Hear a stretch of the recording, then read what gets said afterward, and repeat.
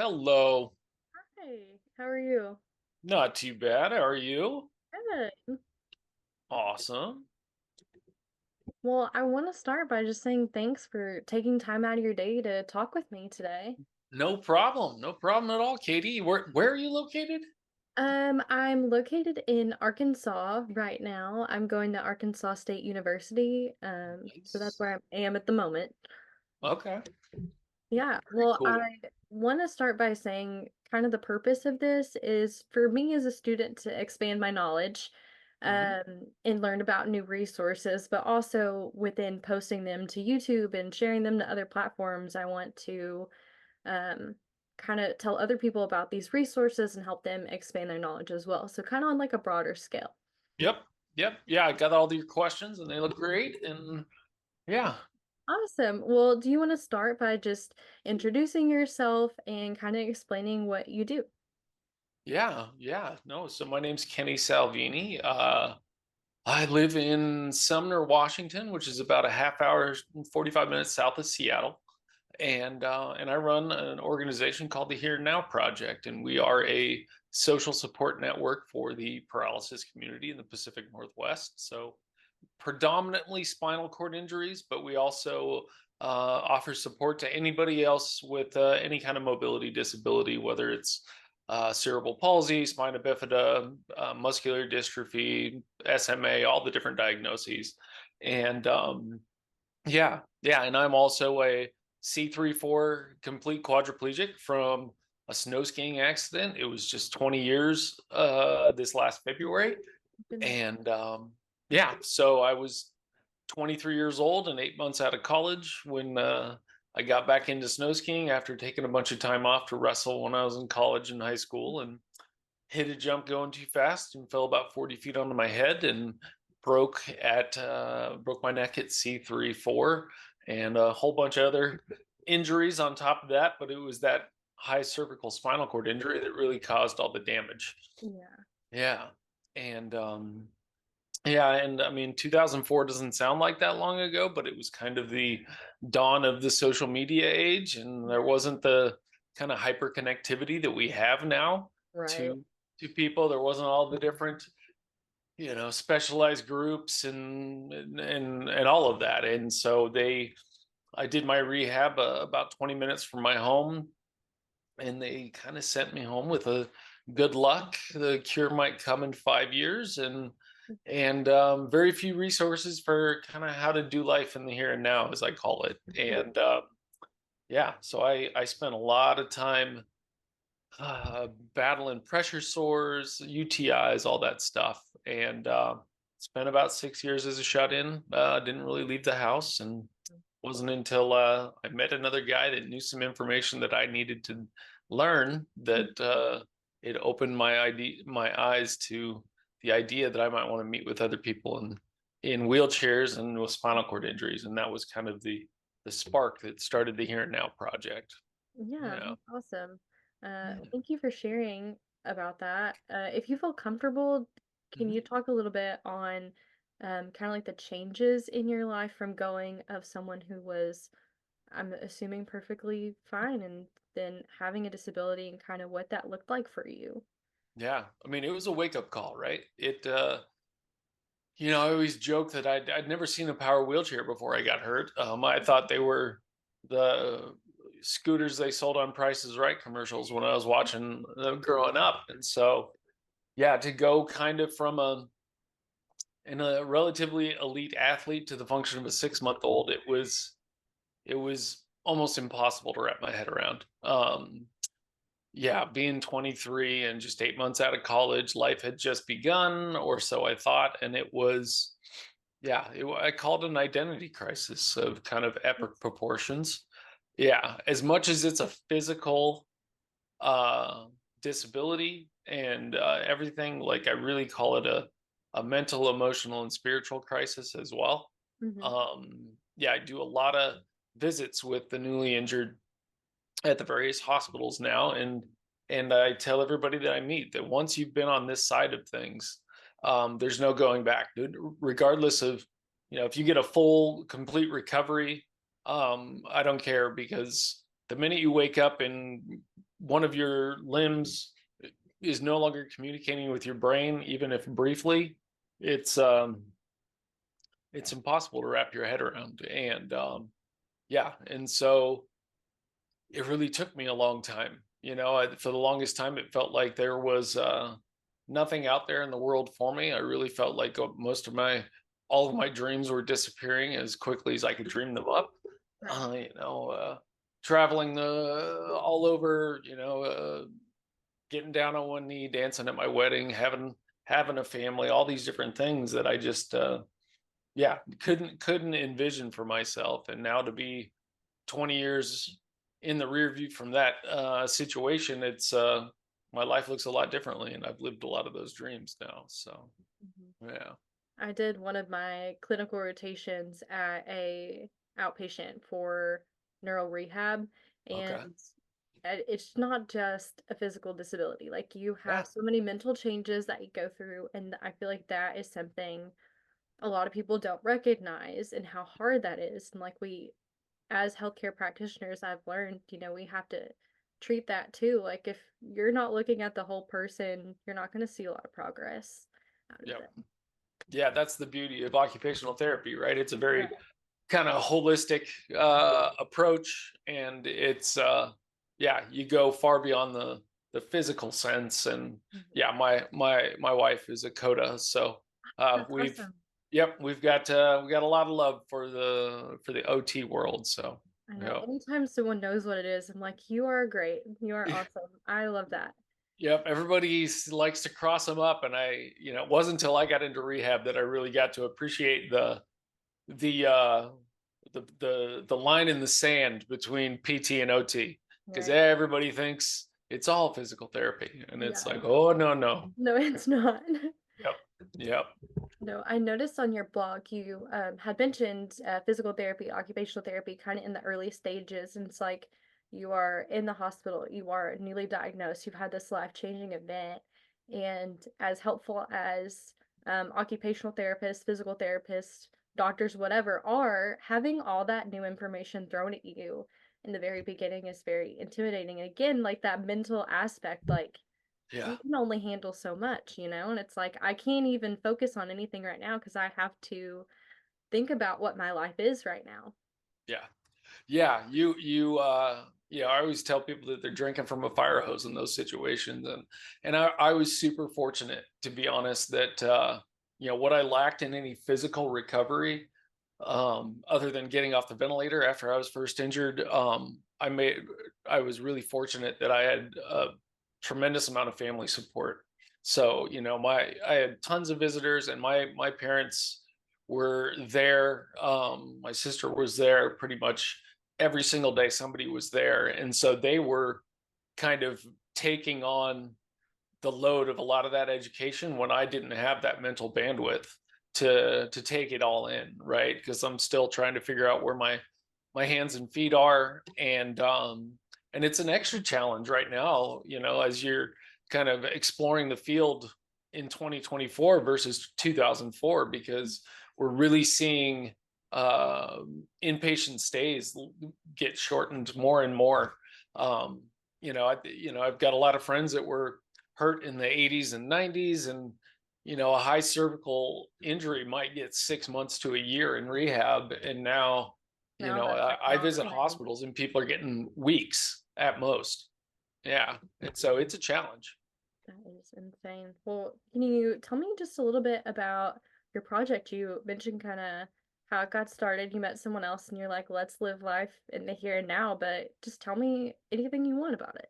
Yeah, no, it really started. There were seven of us under a tent, um, kind of all telling our version of the same story, and that was really the spark that said, we're onto something here.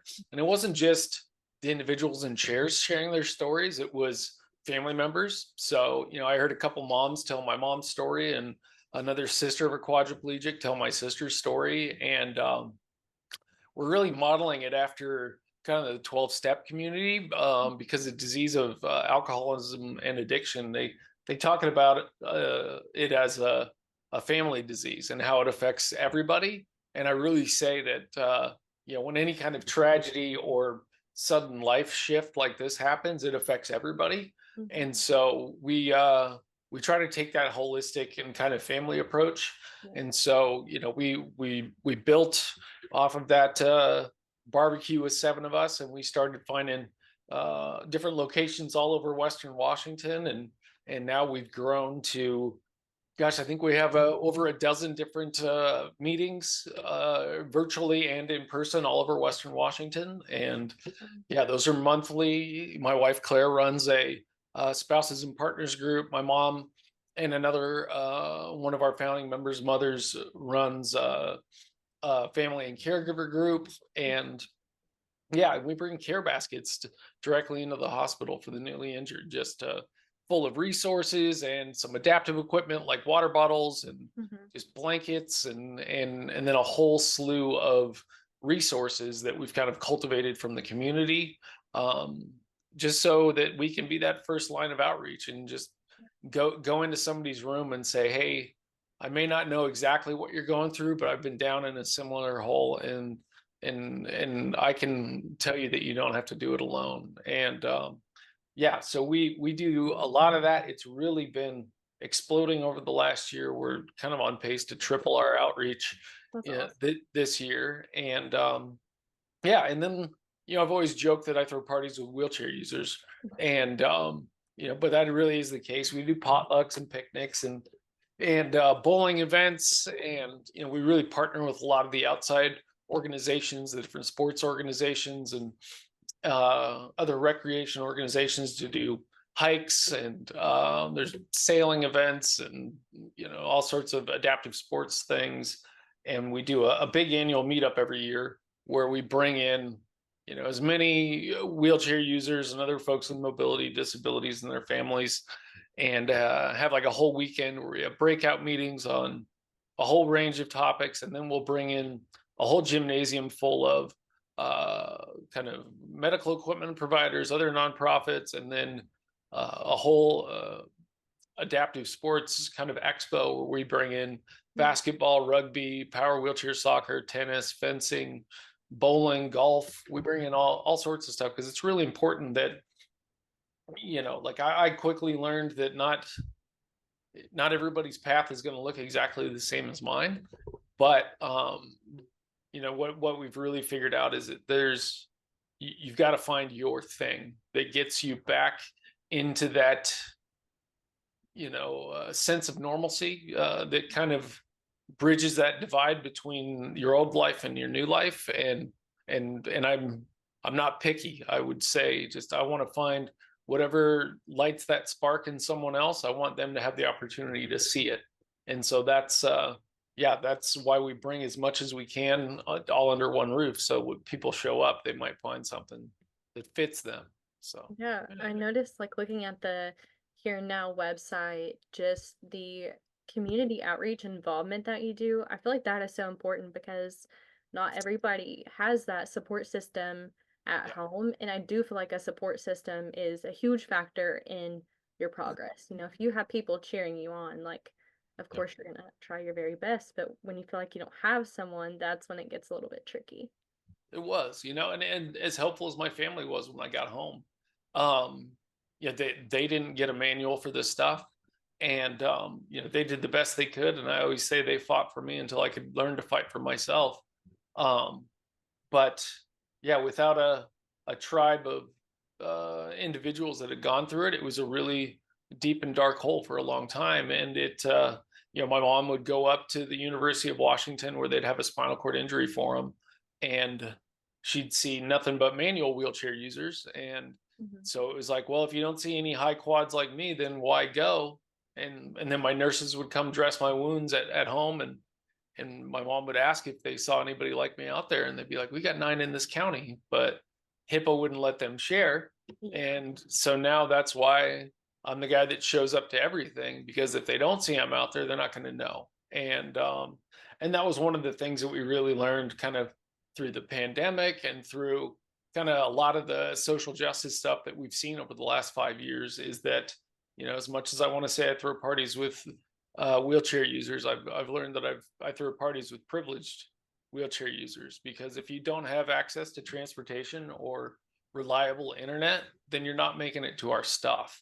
Yeah. And so that's yeah, because not everybody was as lucky as I was that had family that brought them home, and that was the silver lining of COVID, especially just getting the virtual space. And we were having people suddenly call in from their hospital beds from a week or 2 weeks out from their injuries, from adult family homes and nursing homes that were scattered all around the state, that had been kind of relatively trapped in these facilities by themselves, and with no resources. And so yeah, it's an opportunity I don't take lightly when I get to go visit people. And I think our community has really bought into it as well, just because it's that idea that I think there's an African proverb out there that says, if you want to go fast, go alone, but if you want to go far, go together. Mhm. And yeah, the more that we kind of get together, that we become that rising tide that kind of lifts all boats, rather than just going our own way. Yeah. No, I love that you're putting resources in the care basket because a lot of people don't know what's out there. And sometimes, even as a practitioner who's supposed to know what's out there, there's so many things that I don't even know. And you Right. mentioned the lack of transportation, and we were learning about that. And we've talked about it throughout my schooling. Lack of transportation, big barrier, but it got put into perspective for me when I realized, if you can't get to, like, as a parent, if you can't find transportation to your kids' activities, what if your kid feels like you're not involved? You can't be the parent you want to be. So just little things like that have such a big impact. And I Yeah. feel like until you A, realize it, or B, go through it, then you just don't understand the implications of lack of resources, period. Right. No, and that's the thing that I always tell people, like when I visit them. It's like there's a lot of passionate people in healthcare, whether it's doctors or therapists or psychologists, all of those things. And but at the end of the day, it's a job. And when I'm talking to people, I'm like, there's a lot of medical professionals out there that mean really well, but nobody's going to be as invested in our recovery as we are. And for others it's a job, but for us it's our lives. Exactly. And yeah, and until you uh experience one of those shifts, like when I met my friend Dan, that told me about a cushion that would get me healed from my pressure sore. It kept me in bed for 2.5 years. And then my buddy Ian, who introduced me to the joystick mouse that revolutionized how I use the computer. Mhm. It's yeah, until you have that mindset shift, it's impossible to fathom just how life changing those resources can be. Yeah. Again, I love the care baskets. I guess I hadn't seen an idea like that, and I really like that you guys do it. What have you seen has been the impact for the people that receive them? Yeah, I mean, it's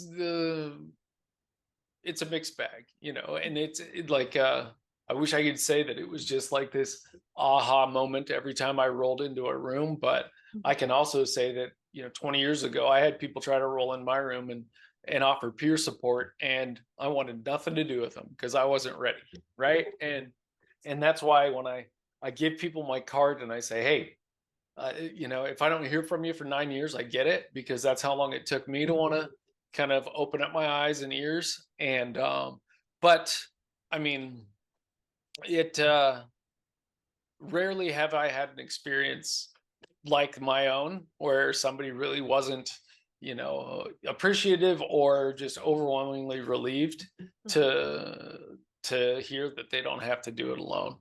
And yeah, I mean, I was up at the one of the hospitals yesterday, and I dropped off the care pack to a new guy, and he's just like, man, I was reading through that resource packet and I had no idea there was so much out there. And yeah, and that's we really want to be that bridge in the continuum of care, because so often, just like me, people get discharged and you just kind of get lost in the shuffle and buried by the minutia of life. And yeah, so to be able to extend that resource just to be like, hey, the number on the website is my cell phone number. Just give me a call. And it's really, especially in 2024, not a week goes by that we don't get one or two calls or emails of people that are down in that same hole we were in. And yeah, so to be able to, to speak to it, that it, and it's helpful that for the most part, I'd say 95% of the people I visit, I've got less function than they do. And so that kind of helps put things in perspective, because, if you see somebody that's got more function than you, it's going to be hard to believe that their life can, your life will be as good as theirs, kind of thing. Yeah. Well, do you want to share anything that the Here and Now project is doing? Any upcoming things? Any exciting Yeah. news for it? Yeah. No, yeah, we're actually in the midst of our push for our 5K for today, where we are doing an in-person and virtual 5K. So yeah, we do a local run here at one of the high schools on a really beautiful trail. But then we actually started the 5K in the pandemic, and we shipped swag and bibs all over the country. I Yeah. think we got like 28 states last year. Oh, that's And awesome. yeah, and actually early bird pricing ends today at midnight. And so yeah, we're really heavy on the push, but that's going to be June 23rd. And yeah, we're just looking to connect people. We do virtual meetings every week, and we've got people checking in from all over the country. And yeah, and it's always just yeah, it's the more that we can put it out there that people, I'm like, whatever your situation is, there's somebody out there that's been through it. And yeah, it's been a passion project for the last 10 plus years, and it's been really kind of a full circle moment, hitting the 20-year mark, and then having done this for kind of half of my paralyzed life now, that it's been a privilege to do this kind of work. And so we're really excited about it. And yeah, just pumped to see what the next couple of years brings as we start to kind of branch out our services and our outreach and stuff. So Yeah, yeah. that's awesome. Well, that's so exciting. I hope the 5K goes well. And I Yeah. love that you're doing outreach. Like it's not just specific to Washington or your area. Like I think it's great that you're trying to reach everyone else. Hmm. Hmm. Yeah. Yeah, so I kind of want to segue into more of why I'm here. And so Mhm. I actually got in touch with you because I'm partnering with All Wheels Up for my project. So Nice. what I'm doing, I'm not sure if you're familiar, it's called a capstone, and it's Mhm. basically just a fancy way of saying a student-led project, go forth and do great things for occupational therapy. And so I personally um, love to travel. I think everyone should have the opportunity to do it. Mhm. And I want to make travel a little bit more accessible. And so I found All Wheels Up. Mhm. And Michelle Irwin has been so great. And she got me connected with you. She literally said, you cannot do an interview series without Kenny. And Oh, that's so sweet. so here I am. So do you want to talk about how maybe you met Michelle or just got kind of in touch with All Wheels Up? Yeah, yeah. This is it's yeah, I've written a lot about my air travel experiences, and I've always said that I wasn't looking for a platform, but it came looking for me. And yeah, I mean, I had heard the horror stories of air travel from a lot of my especially my power chair using friends. Mhm. And they're like, don't fly because they're gonna break your stuff. And if you do fly, bring a suitcase of extra parts. And so that was enough to scare me away for a long time. And so I didn't fly for the first 12 years after my injury just because I'd heard. And then I had a couple random road trips where my chair was destroyed anyways. And so I was like, what's the worst that can happen?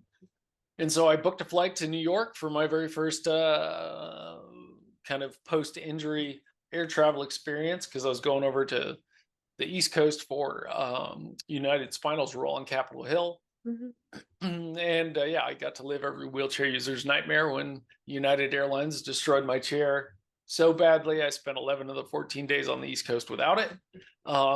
Yeah, when you're a high quad and depend on head controls to get around, and all they have to offer you is a hand controlled chair, yeah, it was pretty disastrous. My wife and caregivers drove me all over Manhattan for 5 days with a with the hand controls and me like propped up with pillows and suspenders trying to keep me in this uh yeah, kind of ill-fitting loaner chair. And then I spent another 6 days on a manual chair after that chair stopped working and my other chair wasn't fixed. And then I had another airline destroy my chair a year later on the way back from the roll on Capitol Hill.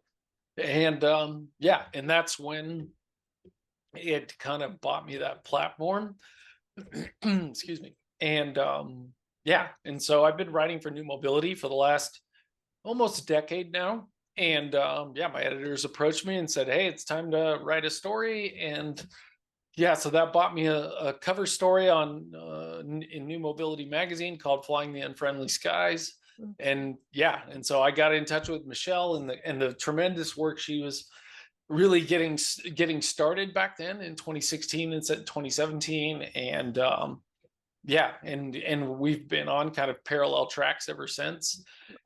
Yeah, I've been really fortunate just for the fact that I live in Seattle, so we've got Boeing and Alaska Airlines in my backyard. And yeah, it's afforded me some pretty unique opportunities to get behind the curtain and do some work with them. And Michelle and I have crossed paths multiple times now, just kind of in that process. And yeah, I just wrote another article in December of 23 called, I think it was called "Taking on the Unfriendly Skies," just to follow up to the previous piece. And yeah, and so we are, I sit on the advisory board for disabilities for Alaska Airlines and Oh, that's as well awesome. as SeaTac Airport here.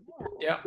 Yeah. And yeah, and so I get to be involved in a lot of stuff. I've done a lot of advocacy on the national stage with United Spinal as well.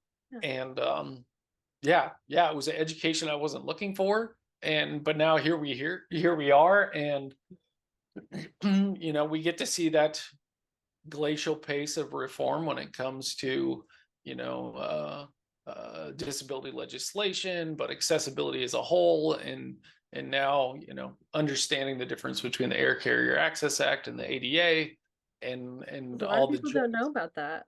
yeah, yeah, most people don't. I just presented last weekend at UW on all of that just to kind of educate people. And yeah, and so now, yeah, we're way behind where we probably should have been 30 years ago when the ADA came out. But this is why you're doing the great work that you're doing. Michelle's doing her tremendous work. And yeah, I'm just trying to play my small part from up here in the Northwest. So I hate that that happened to you in your yeah. chair because I mean, even the hand controls, that does not suffice. And a manual wheelchair for Mhm.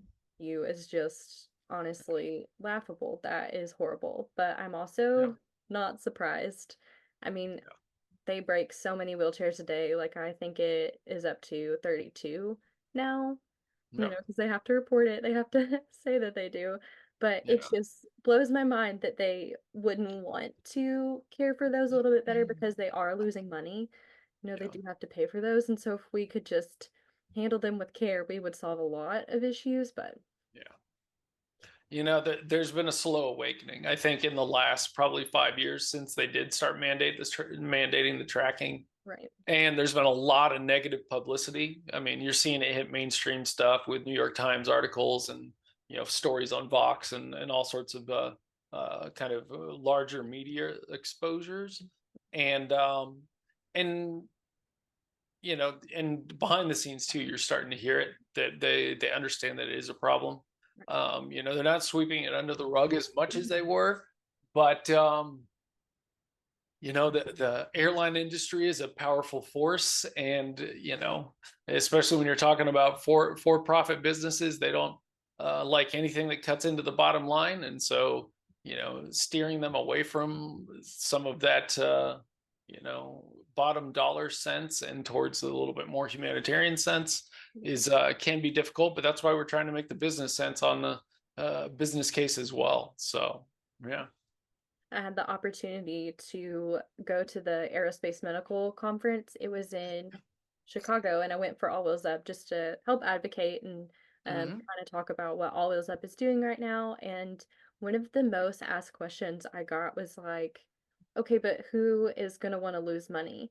to put a lockdown system for a wheelchair in the airplane, and I was like, "That is not the problem. It's these broken wheelchairs and power chairs that are people's means of getting around. It is their legs." Right. Oh But yeah, I say it's my legs, but I also say it's my hands, feet, and brain, because I mean I use switches in my head array to control my phone, to access my home, to run the nonprofit, all of these things, and so yeah. it's an extension of our body, and it's, as an occupational therapist yourself, it's you know we need all of these tools to kind of reach our fullest potential. And so the minute we're taken out of these things, not only are we robbed of our independence, but we're putting our lives at risk, as we've seen with a good handful of folks that have passed away from the downstream effects of having their chairs injured. And yeah, and so the industry likes to push back and talk about big figures of what it's going to cost them, but yeah, the fact that behind the scenes you're seeing people come to the table, but it's yeah, it leaves a lot to be desired, and there's a big heavy push out there, which is encouraging. Mhm. There has been recent happenings for the FFA Reauthorization Act for this year. It Yeah, just got signed, and so that's huge for All Wheels Up for um, wheelchair, power chair users in general. But one of the big parts on there is, well, the lockdown system, but also incorporating occupational therapy into trainings for people who handle wheelchairs, yeah, power chairs, put them into the plane. And I think one of the big components of that will be that human factor piece. It is, how do we treat these people with dignity and respect, which you would think is common sense, but it right. is not. Well, and that's the thing, if you're talking on the dignity aspect, anybody that's ever seen someone strapped into the aisle chair, there's not much dignity to be had. The aisle To chairs are Yeah, horrible. You're they're not. inhumane. Mm. Yeah, I know you're probably too young to have watched Silence of the Lambs, but it's you're strapped into the thing to like you're some sort of serial killer, and dragged down the aisle like you're a piece of meat. And it's yeah, but incorporating that training aspect and the human element, it's going to be crucial, because I mean, if this is going to be the status quo for the foreseeable future, it's vital that the transfer teams and everybody involved really get the proper training, because I know there was one individual last year that was his name's drawn a blank in my mind right now, but he was a event dependent, college student, and he was dropped on a transfer, and he wound up kind of in a vegetative state because of just being put into the aisle chair, and not being in there right, and having fallen, and all these things. It's super dangerous, and yeah, I mean it's hard to overstate just how much you're putting your life at risk when you're separating yourself from these this custom rehab stuff that is built around us for our safety. And as someone that spent 2.5 years in bed with a pressure sore, and took me that long to find this Ride Designs cushion that has Mhm. protected my skin for the last 14 years, the minute I'm removed from it, I'm in real trouble. Yeah. Right. I just look forward to this act getting passed, and then I'm ready to see change. I feel like we all are, but change Mhm. is slow when you're working with a big machine, but Yeah. I'm staying hopeful. Yep. Yeah. And you see that with some of the rule on accessible laboratories that came out last summer, and it's like, that's definitely a sign that things are changing. But then when you get into the fine print, and how it's not going to be mandated until 2035, and it's only going to be on new planes, that it's like, yeah, this is going to take a long time. And but I still remain hopeful, with some of the work that I've been able to do behind the scenes, that it's like I've seen that there are people in place that actually really care, and that are invested, and that are not gonna, I'm cautiously optimistic that they're not gonna make us wait for a legislative mandate to make it uh, a reality. So Do you have any like helpful adaptations or resources that you have used for flying or that you've seen other people use that you would like to share? yeah. Yeah, there's a good handful. There's something called a comfort carrier. It's a transfer sling. And I know All Wheels Up has a similar sling that they give out as Yeah. well. And yeah, having transferred on and off the aisle chair. I mean, that first trip to New York City in 2016 when my chair got destroyed, we were just transferring me by my waistband, and like multiple transfers and position changes from a red eye flight for 6 hours Mhm. across the country. Yeah, in and out of the aisle chair, and I was on the aisle chair too long when we were in New Jersey where we landed. And my first stop after I got to the East Coast was in the Rutgers University emergency room because I had a bunch of skin breakdown from just shearing injuries from the transfer. And so yeah, the more you can protect your body with some sort of transfer sling, especially if you're a high cervical injury like me, that is kind of crucial, I think, and needs to be probably a top priority. It also helps keep me kind of all packed up once I'm in my seat too, to get me onto the Roho cushion that I bring. And then I was talking at University of Washington just on Saturday, and um, yeah, somebody brought up a good point that I didn't have on my slideshow, which was the idea of attaching an air tag to your device Mhm. so that you know that your device is under the plane.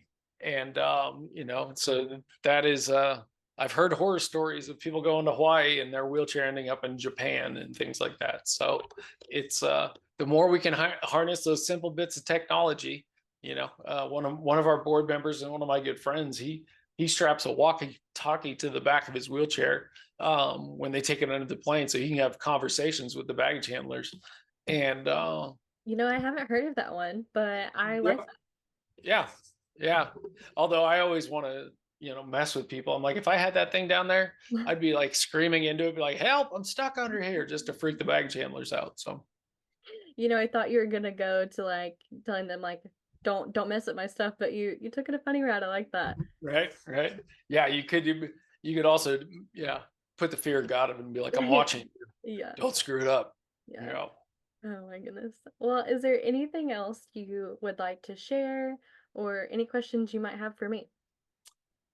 Nothing that else that I can share. I just appreciate you taking this on, and I can tell just by the how educated you are and how informed you are that this is not something you're taking lightly. And yeah, so what's the next steps for Katie in this process, and what do you got on your horizon? Yeah, well, first of all, thank you. I really do appreciate that feedback. So for my project, I'm doing the YouTube series and it's mainly interviews. I'm also gonna do some kind of like vlogging, just of some helpful tips that I know, and just to kind of get that out there. I'm also making a quick reference, for people who are flying from an OT perspective. Nice. So again, just one place to know your rights, to know kind of what to expect in the airport, Yeah. things like that. But once all of that is completed in August, I will graduate and then hopefully pass the big test and get a job and actually be a real occupational therapist. That's awesome. That is so cool. And no, yeah, please share it with me when Yeah, whenever it comes around, because I'd love to watch and love to follow your work.